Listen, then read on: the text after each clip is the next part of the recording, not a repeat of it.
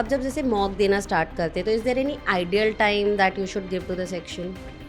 Yes, अब मैंने नया पैसेज चालू किया, देन वुड बी 41-42 मिनट्स, और फिर लगता है जब इतना टाइम हो गया तो चलो एक और कर लेते हैं, तो वहीं पे हमें थोड़ा रोकना पड़ेगा. इट इज़ एब्सोल्युटली फाइन अगर थोड़ा एक्स्ट्रा टाइम लग गया.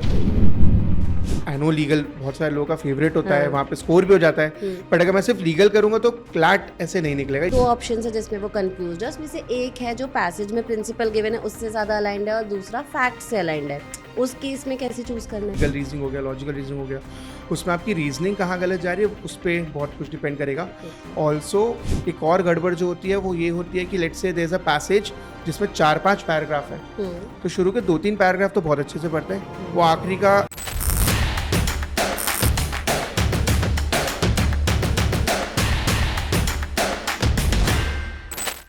स्टार्टेड प्रिपेयरिंग फॉर क्लैट तो ये तो पता ही है कि लीगल रीजनिंग उसमें कितना इंपॉर्टेंट है, सबसे ज़्यादा वेटेज है, उसके साथ साथ टाई ब्रेकिंग सेक्शन भी होता है.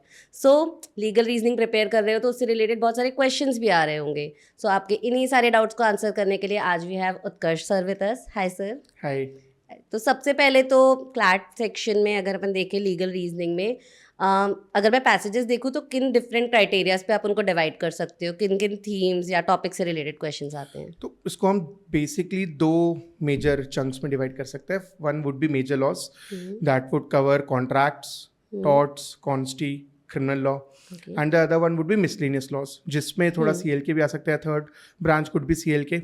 तो मिसलेनियस लॉज में it could be IPR, international law, family law, and then comes CLK. तो CLK हो सकता है मेजर लॉ का भी हो सकता है वो मिसलेनियस लॉ का भी हो, या वो कोई न्यूज़ हो. It could be a judgement, it could be a news, जिन टॉपिक से CLK आ सकता है. फॉर एग्जाम्पल अभी फोर्स मेजोर क्लॉज बहुत ज़्यादा न्यूज़ में था बिकॉज ऑफ द वॉर, या इस टाइप की जो चीज़ें होती हैं, कुछ नया बिल आ गया, कोई नया एक्ट आ गया, कुछ ऑर्डिनेंस हो गया, राइट, या एंटी डिफेक्शन लॉ भी न्यूज़ में था. तो इन सारी चीज़ों से क्वेश्चंस बनते हैं. ठीक है. तो मेजर लॉज तो यूजुअली बच्चों का क्लासेस में कवर हो जाता है. मिसलेनियस लॉ कैसे प्रिपेयर करेंगे वो? Miscellaneous laws can be done for LETNs. It could be through RSMs and the LASS, that is Legal Aptitude Sure Shot, जहाँ पे you will get videos of every topic. तो be it Juvenile Justice Act, be it IPR, Family Law, सारी चीज़ें cover होंगी and सारे topic समझ में आ जाएंगे. Miscellaneous laws के लिए ये भी ज़रूरी है that you read a lot. तो if you get to know a topic, for example mock में आया कोई टॉपिक, मुझे नहीं आता था, it is very important that you Google it and 2-3 articles उस पर रीड कर लो ताकि कॉन्फिडेंस बन जाए. Because miscellaneous laws is something जो आप पूरा कवर नहीं कर सकते, राइट, बट जितने टॉपिक्स आप कवर करते जाओगे उतना कॉन्फिडेंस आपका बढ़ता जाएगा. तो उसके लिए इट्स जस्ट लाइक कि जितना इंटरेस्ट दिखाओगे, जितना रीड करोगे, उतना बेटर होगा. ओके. और CLK के लिए? फॉर CLK न्यूज़पेपर, तो आई थिंक न्यूज़पेपर सब पढ़ते ही है. न्यूज़पेपर से तुम्हें टॉपिक मिल जाएगा कि कौन सा टॉपिक न्यूज़ में है. जैसे अभी जो दिल्ली में हुआ तो एंटी डिफेक्शन लॉ हो गया, वॉर के चक्कर में ईरान वाला जो वॉर है उसमें फोर्स मेजोर क्लॉज आ गया था. तो जैसे हमें टॉपिक पता चले उसके बारे में रीड कर लो. जस्ट लाइक जो मिसलेनियस लॉज के लिए वैसे यहाँ पर है कि आपको एक टॉपिक पता चला, आपने उसको रीड किया, it would be very good अगर उस पर कुछ क्वेश्चंस भी सॉल्व कर लो तो, राइट. तो फोर्स मेजोर हो गया या कुछ भी, कोई बिल हो गया, कोई एक्ट हो गया, तो उस पर क्वेश्चन सॉल्व करोगे तो समझ में आएगा कि इम्प्लीमेंट कैसे करना है वो जो नॉलेज हमने गेन किया है. बट क्लैट का जैसे पेपर पैटर्न पैसेज बेस्ड है, मोर और लेस जितनी इन्फॉर्मेशन हमें रिक्वायर्ड है आंसर करने के लिए वो पैसेज में गिवन है. तो how important is theory here? Yes, ये बात सही है कि पूरी इन्फॉर्मेशन हमें पैसेज में मिल जाती है, बट उस पैसेज को कॉम्प्रीहेंड करने के लिए if you have prior knowledge तो थोड़ा ईजी हो जाता है. इट्स नॉट कि अगर नहीं आता है प्रायर नॉलेज तो बिल्कुल नहीं हो पाएगा. इट्स जस्ट दैट कि वो थोड़ा टाइम ज़्यादा लेगा. हो सकता है आउट ऑफ 6 क्वेश्चंस जो सारे सही हो सकते थे वो 4 सही हो या 5 सही हो. तो प्रायर नॉलेज थोड़ा सा उसमें हेल्प करता है. प्लस जब मुझे पता है कि बाकी सारे लोगों ने पढ़ा है और मैंने नहीं पढ़ा है, तो वो जो कॉन्फिडेंस है वो भी देता है अगर आप पढ़ के जा रहे हो तो, अगर प्रायर नॉलेज है तो अगर कोई ऐसा टॉपिक है जैसे major laws you said would be covered in the classes, तो मुझे जैसे टॉर्ट्स या क्रिमिनल लॉ आता है, उससे रिलेटेड पैसेज अगर मुझे दिखता है मॉक में या एक्चुअल एग्जाम में, so is it relevant for me to read that passage? Yes, it is relevant because हो सकता है मुझे जो क्लास में पढ़ाया गया होगा, फॉर एग्जाम्पल मुझे क्लास में थेफ्ट पढ़ाया गया है, ठीक है, हो सकता है क्लास में मुझे थेफ्ट थोड़ा और ज़्यादा पढ़ाया गया एज कम्पेयर टू जो इन्फॉर्मेशन मुझे पैसेज में दी है. हो सकता है क्लास में मुझे कोई एक कॉन्सेप्ट उसका नहीं पढ़ाया हो जिसपे जो पैसेज में हो. तो अगर मैंने ज़्यादा अज्यूम कर लिया या मैंने वो मिस कर दिया जो पढ़ना चाहिए था, तो हो सकता है मेरे वो 1-2 क्वेश्चंस गलत हो जाए, राइट. एंड बहुत बुरा लगता है जब पढ़ा हुआ टॉपिक से क्वेश्चन गलत होता है तो इट इज ऑलवेज बेटर कि रीड करो. इट्स जस्ट दैट कि अगर पढ़ा हुआ टॉपिक है तो थोड़ा जल्दी रीड हो जाएगा, सिर्फ स्किम करना है, देखना है कौन सी चीजें नई है, कुछ मिस तो नहीं हुआ है, तो रीड जल्दी हो जाएगा. बट रीड करना जरूरी है, अदरवाइज वो कई बार ओवर कॉन्फिडेंस की वजह से 2-3 क्वेश्चंस गलत हो जाते हैं. एंड जितने बच्चों से बात हुई उसमें ये समझ में आया कि ज्यादा लोगों के वो पैसेजेस गलत होते हैं जो पढ़े हुए हैं, बिकॉज हम बहुत सारे अजम्पशन के साथ जाते हैं और फिर वहाँ पे सिली मिस्टेक्स हो जाते हैं. तो it is always better to read. Time कम लगेगा बट रीड करना है. ठीक है. अब जब जैसे मॉक देना स्टार्ट करते हैं तो is there any ideal time that you should give to the section? Yes, just for legal reasoning it should be 32 से 35 minutes. Depend, it's also depends upon the number of passages. तो पिछले 2-3 बार से 5 या 6 passages आए, बहुत ज़्यादा passages नहीं आए. तो इफ इट्स जस्ट 5 और 6, 32 से 35 में हो जाना चाहिए. वर्स्ट केस सिनेरियो अगर ऐसा हुआ कि 8 पैसेजेस आ गए, then you can give even 40 minutes as well, keeping in mind कि बाकी सेक्शंस जो है वो थोड़े से शॉर्ट है, वहाँ पे पैसेजेस कैसे हैं उस पर डिपेंड करेगा. बट 32 से 35 मिनट्स पे कंप्लीट हो जाना चाहिए, बिकॉज आई नो लीगल बहुत सारे लोगों का फेवरेट होता है, वहाँ पे स्कोर भी हो जाता है. बट अगर मैं सिर्फ लीगल करूंगा तो क्लैट ऐसे नहीं निकलेगा. You have to do other sections as well. तो जितना टाइम है उतने टाइम में ही करना है, एंड फिर धीरे धीरे एक्यूरेसी और स्पीड आने लगेगी. हाउ यू करेक्टली मैंशन, काफ़ी बच्चों का बायस होता है, नया नया पढ़ना स्टार्ट किया, इंटरेस्ट भी बहुत आता है, मज़ा आता है लीगल रीजनिंग सॉल्व करने में, तो हम वो टाइम लिमिट पुश कर देते हैं. तो वो कहाँ होल्ड करना है मुझे? कैसे बच्चा डिसाइड करेगा कि नहीं अब गिव अप कर, आते हैं मुझे सामने के 2 पैसेजेस और, तो मैं कैसे डिसाइड करूँ कि इसको छोड़ के आगे बढ़ना है? I think when you start with the section, let's अगर 6 पैसेजेस हैं, जनरली ऐसा होता है कि 6 के 6 नहीं आते. वो हो सकता है 4 हो सकता है 5 हो जो आते हैं, वो तो करो ही. एंड जैसे ही 30 मिनट्स हो, 32 मिनट्स हो, हम जहाँ पर भी हैं that should be my last passage. अब ये डिसिप्लिन से आएगा, यहाँ पे थोड़ा सा मानना पड़ेगा कि ठीक है कभी कभी छूट जाना इज बेटर, बट दूसरा सेक्शन, और जनरली वो जो दूसरा सेक्शन होता है वो क्यूटी होता है जो इस चक्कर में मारा जाता है, और क्यूटी अटेम्प्ट नहीं होता. तो इट इज़ वेरी इंपॉर्टेंट कि आप 30 मिनट्स पे जहाँ पर हो, आप वो मान लो कि आपका आखिरी पैसेज है, इसके बाद नया पैसेज चालू नहीं करोगे. जनरली क्या होता है वो 33-34 मिनट्स हो गए, अब मैंने नया पैसेज चालू किया, देन वुड बी 41-42 मिनट्स, और फिर लगता है जब इतना टाइम हो गया है तो चलो एक और कर लेते हैं. तो वहीं पे हमें थोड़ा रोकना पड़ेगा कि 30 से 32 मिनट्स जैसे ही हो आप छोड़ दो, वो लास्ट पैसेज होना चाहिए, उसके बाद नया पैसेज चालू मत करो. और यूजुअली जब टाइम बच्चा एक्सीड कर रहा है तो उसके 2 रीज़न होते हैं, या तो रीडिंग स्पीड में प्रॉब्लम है कि पैसेज पढ़ने में प्रॉब्लम हो, दूसरा ओवर थिंकिंग का प्रॉब्लम होता है कि ऑप्शंस पढ़ के बहुत टाइम स्पेंड करते हैं. तो इस पे कितना टाइम देना चाहिए?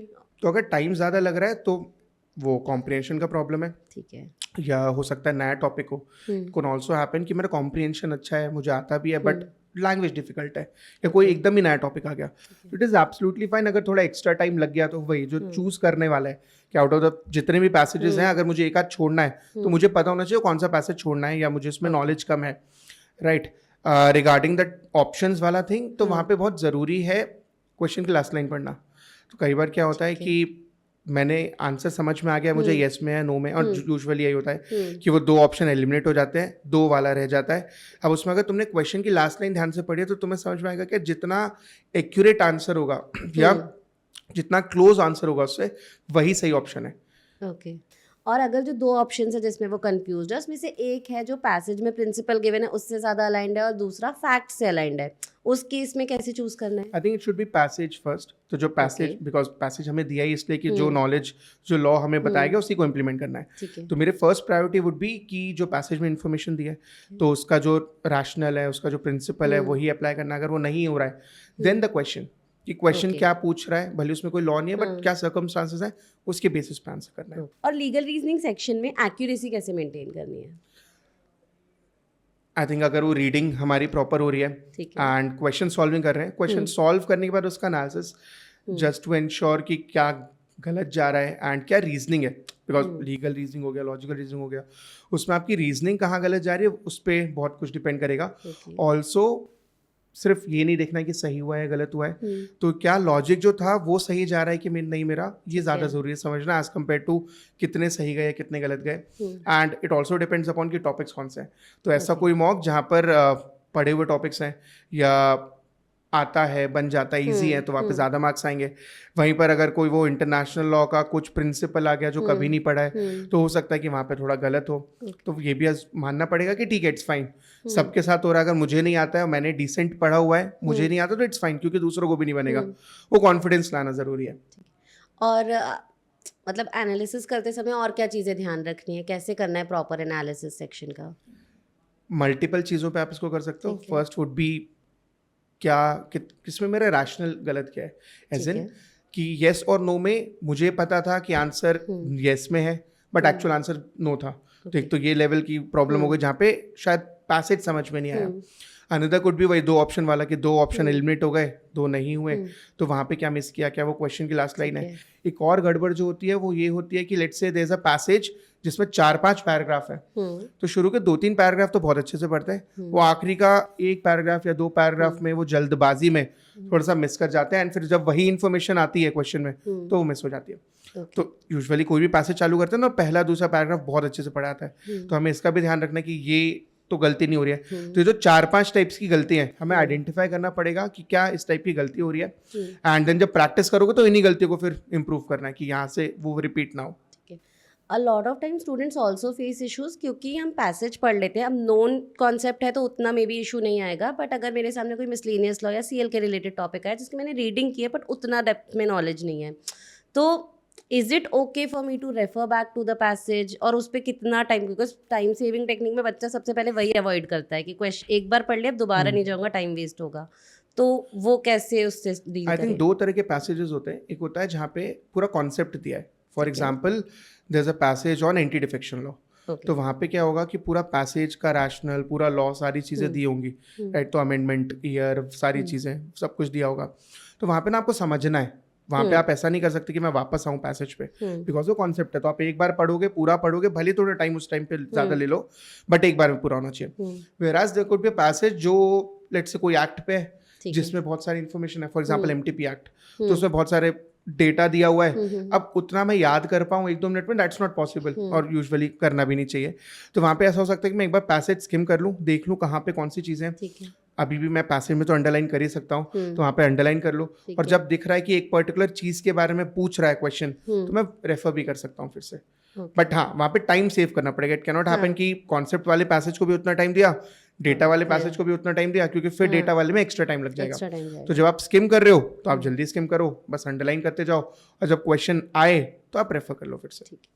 और कितना फ्रीक्वेंटली प्रैक्टिस करने की रिक्वायरमेंट है लीगल रीजनिंग को?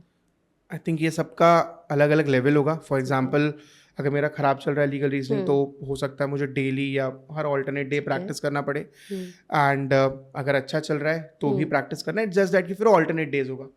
But on a rough basis weekly अगर आप 100-120 क्वेश्चंस सॉल्व कर रहे हो, 100 और क्वेश्चंस कर रहे हो, तो दैट्स गुड, काफ़ी है।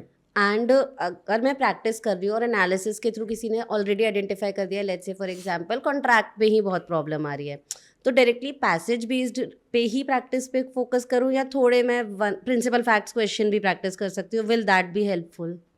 यस, मेजरली अगर कोई प्रॉब्लम है टॉपिक का, तो बेटर होगा कि उसको बारे में रीड करो। तो जब रीड करोगे तो थोड़ा समझ में कितना आ रहा है is also relevant. For example contracts में जनरली प्रॉब्लम जाती है क्योंकि थोड़ा टेक्निकल हो जाता है, तो वहाँ पर अगर मुझे समझ में नहीं आया, उस पर्टिकुलर टाइम पे समझ में नहीं आया, और थोड़ा कॉन्फिडेंस भी कम है, तो डेफिनेटली गलत होगा वो। तो थोड़ा रीड कर लोगे तो बेटर रहेगा।